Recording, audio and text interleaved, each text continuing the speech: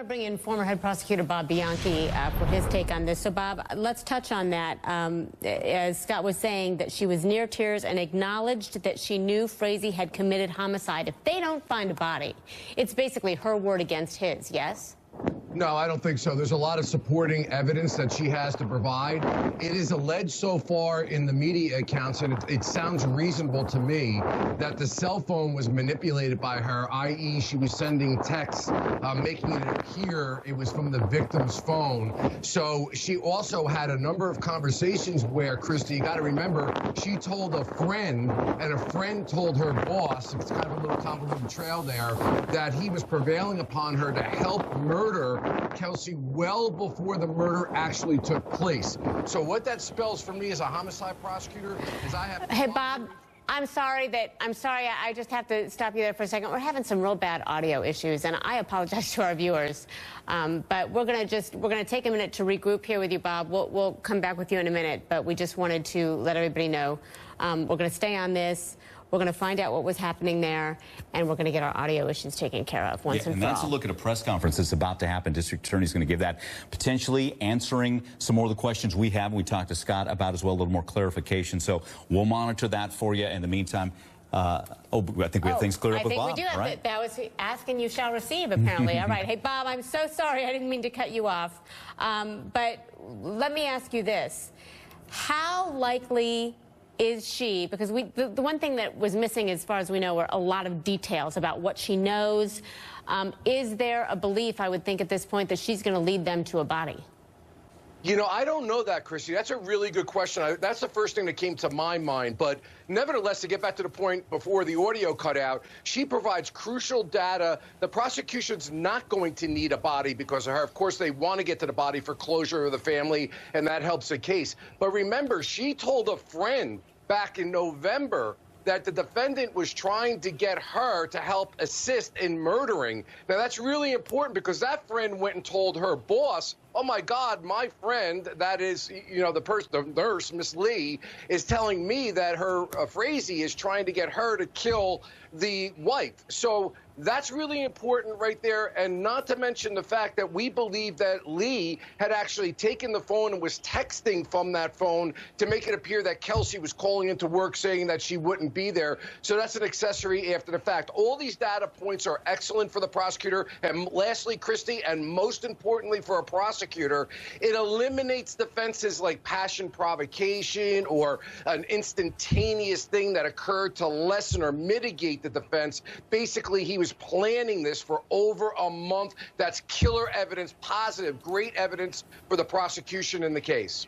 Premeditation, when it comes to her and mitigating factors, do you expect, or is there an expectation that she may say, listen, I was fearful of him, so that's why I went along with it? Well, that's what the news accounts are kind of saying. She kind of had a relationship and was enamored with him since high school, so that's one piece. But the other piece is that he was, according to reports, was threatening her, saying, we know how to make people, children leave from the playground, or some sort of threat like that. I forget what the exact verbiage is. But she felt that she was being pressured to do this. Now, you know that she is giving a lot of important information for one reason only. She was interviewed by the FBI. She must have given so much positive data to them that they actually did not arrest her. They allowed her on her own volition to cross state lines, come into another court with a plea that was, you know, obviously done with the prosecutor being satisfied that they have her locked in, if you will, for everything that they need in order to prove the case against him. And we heard Scott say, you know, the judge had said, look, this could go on for 6 months, this could go on for 2 years before sentencing her. What is her life like from now until this is over? Her life is destroyed. You know, I can't count how many cases I have been in virtually the same scenario where somebody is prevailing upon either with their lover or with an ex-lover or threatening somebody to be involved as an accessory in a murder. Look at the national media attention this has gotten. Her life is going to be just miserable for the sake that it will never be the same. People look at her as a person who participated in the heinous killing of this woman, leaving the child orphaned. There's no way of recovering from that in today's social media world, but no matter what she does to cooperate, it's not going to make it right in the court of public opinion, but it will in the court of law and in terms of her prosecution. But I mean, if she, okay, so she's not going to be held, you know, she's not going to be held. during this time. If this could go on for 2 months or 6 years, or 6 months or 2 years, as the judge said, does she go back to work? Does she try to lead a normal life? How do you do that? Well, that's a great. Does she get there are crazy people out there who might say, you helped with this, I'm going to kill you.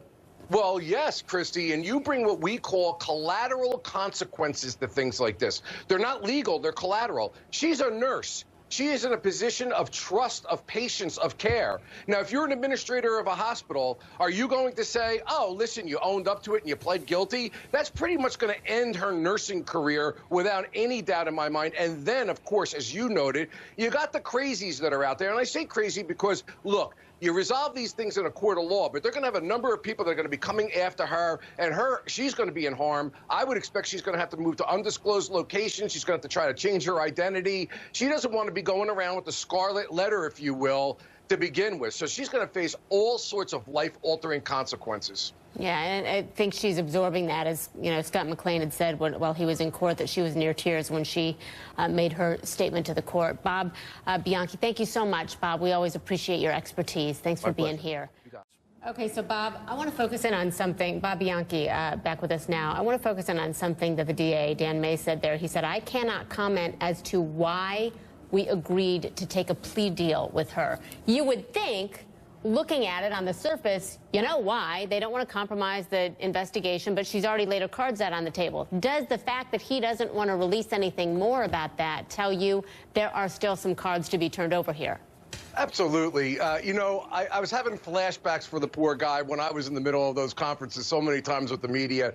This prosecutor is playing it by the ethics rules. He is not grandstanding like so many prosecutors have a penchant of doing by playing the case out in the court of public opinion, and it always comes back to bite the prosecutor in the backside when they do it. It's not right to do. So he's basically following the ethics rules by saying, I can only comment on those things that are in the record that occurred in court, but I can't comment about stuff that I know about. And what he does know about, you can bet, Christy, is that this witness has given a plethora of data. Number one, apparently Frazee has confessed to her that he committed the murder. And number two, solicited her to get rid of the cell phone or manipulate the cell phone so to throw the law enforcement off its tracks. This is a major cooperating witness for the prosecution. Hence, the reason she was given this plea agreement, tampering with evidence, where if she plays ball correctly, and she will, I can tell you just by the nature of what's going on here, she can get even a probationary sentence out of this and no jail time at all.